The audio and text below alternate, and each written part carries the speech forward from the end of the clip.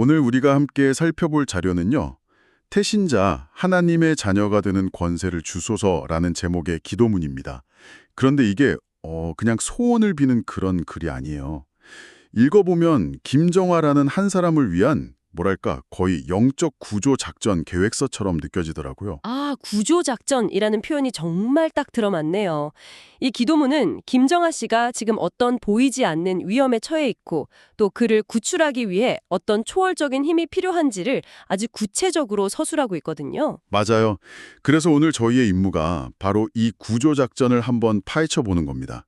이 기도문이 말하는 위험의 정체는 무엇인지, 그리고 하나님의 자녀가 되는 권세라는 이 작전의 핵심 장비는 과연 무엇을 의미하는지 한번 깊이 들여다 보겠습니다. 여러분도 이 작전의 분석가가 되어서 함께 따라와 주시죠. 자, 그럼 바로 본론으로 들어가 보죠.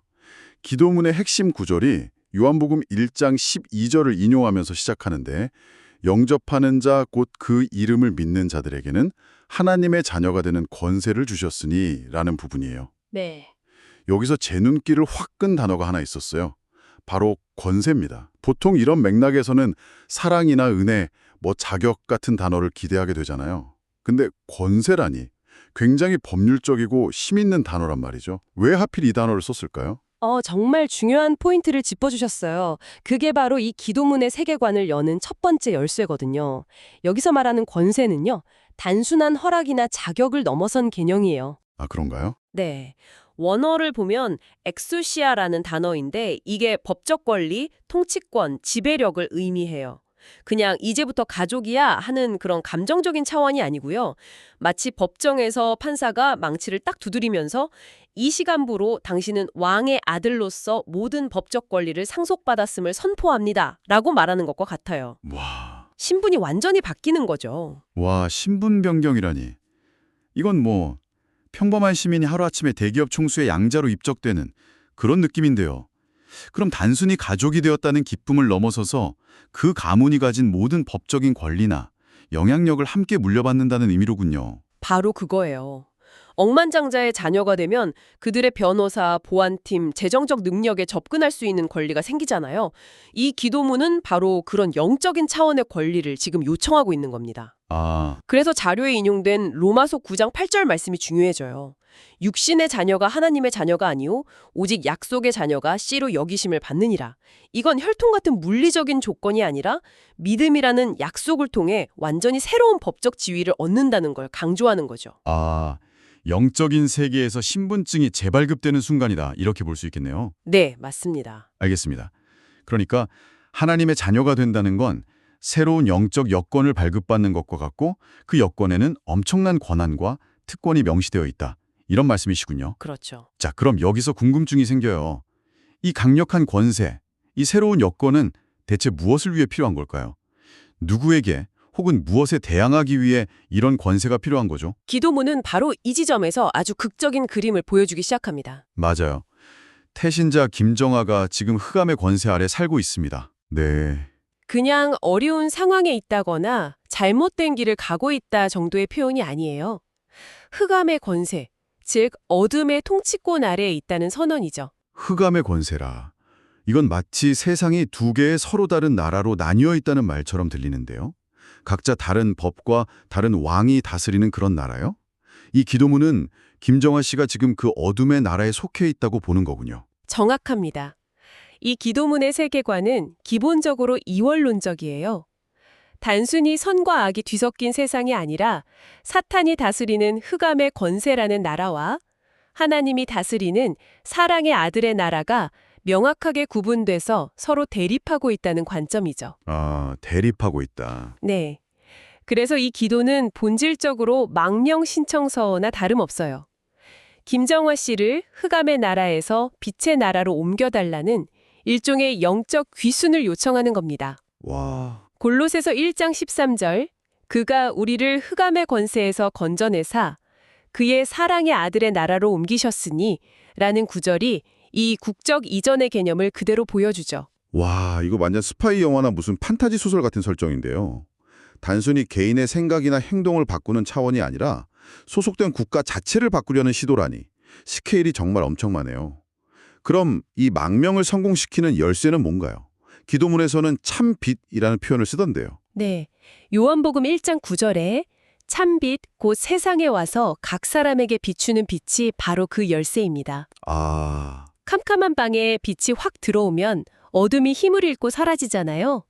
마찬가지로 참빛인 예수가 한 사람의 삶에 들어올 때 그를 지배하던 흑암의 권세가 효력을 잃고 그 사람의 영적 소속, 즉 국적이 사랑의 아들의 나라로 바뀐다는 믿음이 이 기도에 깔려 있는 거죠. 그렇군요. 그럼 처음에 이야기했던 하나님의 자녀가 되는 권세라는 게 바로 이 국적 이전을 가능하게 하는 힘이군요.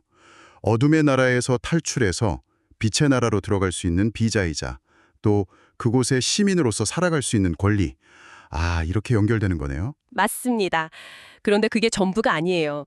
이 권세는 단순히 국적을 바꾸는 데서 그치지 않고 훨씬 더 적극적인 역할을 합니다. 기도문이 구체적으로 요청하는 다음 내용을 보면 더 명확해지죠. 아, 그 소멸되지 않은 영원한 권세인 하나님의 권세와 어둠의 영을 물리칠 수 있는 주님의 권세를 달라는 부분 말이죠. 이건 마치 망명에 성공한 사람이 새로운 나라로부터 어떤 특수무기를 지급받는 것 같은데요. 바로 거기서 이 기도문의 스케일이 다시 한번 폭발적으로 커집니다. 여기서 말하는 소멸되지 않는 영원한 권세는 다니엘서 7장 14절에서 예언된 메시아의 통치권을 가리키는 거거든요. 다니엘서요? 네, 그 구절을 보면 그의 권세는 소멸되지 아니하는 영원한 권세요. 그의 나라는 멸망하지 아니할 것이라고 나와요. 이건 온 우주를 다스리는 궁극적인 통치권입니다. 잠깐만요. 그럼 이 기도문은 우주를 다스리는 그 거대한 권세의 일부를 김정아라는 한 사람에게 달라고 요청하고 있다는 건가요?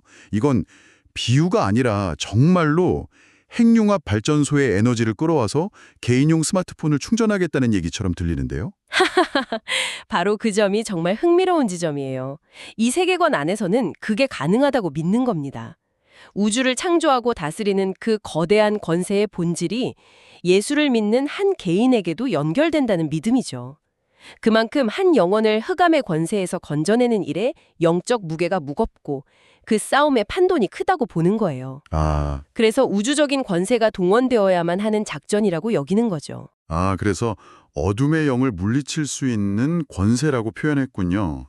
단순히 어둠의 나라에서 도망쳐 나오는 수동적인 개념이 아니라 새로운 나라의 시민으로서 옛 나라의 영향력에 적극적으로 맞서 싸울 수 있는 힘, 즉 공격용 무기까지 주어진다는 의미네요. 그렇습니다.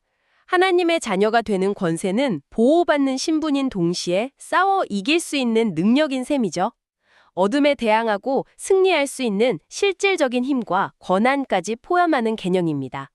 기도가 추상적인 소망을 넘어서 영적 전쟁에서 승리하기 위한 구체적인 화력을 요청하는 단계로 나아가는 겁니다. 이 모든 거대한 이야기, 그러니까 자녀의 권세, 두 개의 대립형 왕국, 소멸되지 않는 우주적 통치권 같은 개념들이 결국 김정아라는 이름 하나에 집중되고 있다는 게 새삼 놀랍습니다. 이 기도문은 이 거대한 개념들을 아주 개인적이고 구체적인 변화로 연결시키고 있어요. 네, 태신자 김정아가 예수님을 자신의 구세주와 주님으로 믿고 인격적으로 예수님을 만나게 하옵소서라는 요청이 대표적이죠. 여기서 인격적으로 만난다는 표현이 아주 중요해요. 아, 인격적으로? 네, 이건 신학 지식을 머리로 이해하는 걸 넘어서 살아있는 인격체로서 예수를 경험하고 깊은 관계를 맺게 해달라는 요청이거든요. 우주적인 스케일의 이야기가 한 개인의 가장 내밀한 경험의 차원으로 내려오는 순간입니다. 그러네요.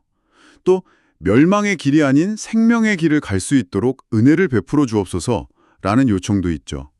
이건 앞서 말한 두 개의 나라가 결국 두 개의 다른 종착지를 향하고 있다는 걸 보여주는 것 같아요. 하나는 멸망, 다른 하나는 생명으로요. 이 기도는 김정아 씨가 가는 길의 방향 자체를 틀어달라고 요구하는 거고요. 맞습니다. 그리고 마지막에 구원의 확신을 가질 수 있게 하옵소서, 하나님의 자녀가 되는 권세를 주옵소서라고 다시 한번 핵심을 강조하면서 마무리하죠. 이 모든 요청을 종합해보면 이 기도문은 거대한 신학적 프레임이 어떻게 태신자 김정아라는 한 사람의 삶을 구체적으로 바꾸기를 바라는지 그걸 보여주는 완벽한 예시라고 할 수 있어요. 추상적인 교리가 한 사람의 영혼을 위한 간절하고 뜨거운 요청으로 응축되는 과정이 이름이 반복될 때마다 더 선명하게 드러나는 거죠. 오늘 우리는 태신자, 하나님의 자녀가 되는 권세를 주소라는 기도문을 통해서 김정화라는 한 사람을 구하기 위한 거대한 영적 구조 작전을 분석해봤습니다.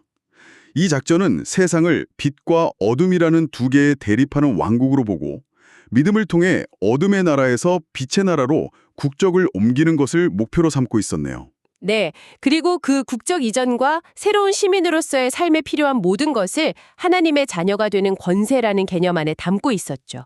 이것은 법적인 신분 변화이자 어둠에 맞서 싸울 수 있는 우주적인 힘의 위임이기도 했습니다. 거대한 신학이 한 개인의 삶과 어떻게 연결되는지를 아주 드라마틱하게 보여준 자료였습니다. 그런데요, 이 모든 논의는 전적으로 기도하는 사람의 관점에서 이루어졌습니다. 이 작전의 대상인 트신자 김정화 씨는 아마 오늘 하루도 평소처럼 살아가고 있을 겁니다. 누군가 자신을 흑암의 권세 아래 있다고 진단하고 그곳에서 건져내기 위해 이토록 간절한 영적 개입을 시도하고 있다는 사실은 전혀 모른 채 말이죠. 바로 그 지점이 우리에게 아주 흥미로운 생각거리를 던져줍니다. 한 개인의 자유로운 의지와 선택은 그를 어둠의 나라에서 구출하려는 다른 이의 이토록 강렬한 영적인 개입과 과연 어떻게 만나게 될까요? 이 질문을 여러분께 남겨드리면서 오늘 분석을 마무리하겠습니다.